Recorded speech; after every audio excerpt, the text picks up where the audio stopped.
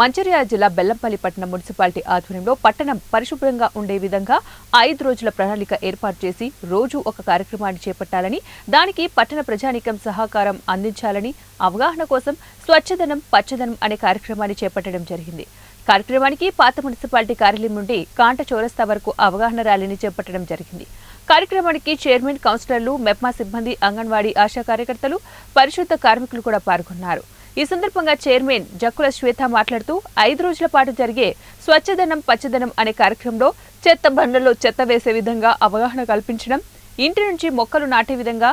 పచ్చదనం ప్రాముఖ్యత తెలపడం, అలాగే రోడ్లపై ఏర్పడ్డ గుంతలు పూడ్చడం, నీటి నిల్వ లేకుండా జేసీబీతో కాలువల పూడిక తీయడం, ఫ్రైడే డ్రైడే చేపట్టడం లాంటి కార్యక్రమాలు చేపట్టడం జరుగుతుందని, ప్రతి ఒక్కరూ కూడా వర్షాకాలం వల్ల వచ్చే అనర్థాల పట్ల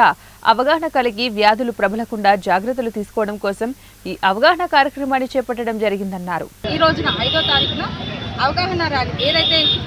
ఇంటి దగ్గర ఇంటి ముందు చెత్త వేయకుండా చెత్తని చెత్త పనులను వేసే విధంగా అవగాహన ర్యాలీ కార్యక్రమం కానివ్వండి, బస్ స్టాండ్ కానివ్వండి, గవర్నమెంట్ కార్యాలయాలు ఏవైతే ఉన్నాయో అవిట్లలో ఉన్నటువంటి చెత్తను తీయడం కానివ్వండి, మన బ్లీచింగ్ పౌడర్స్ అందించడం కానివ్వండి, ఫాగింగ్ చేపించడం కానివ్వండి ఈరోజు 5వ తారీఖున ఉంది. 6వ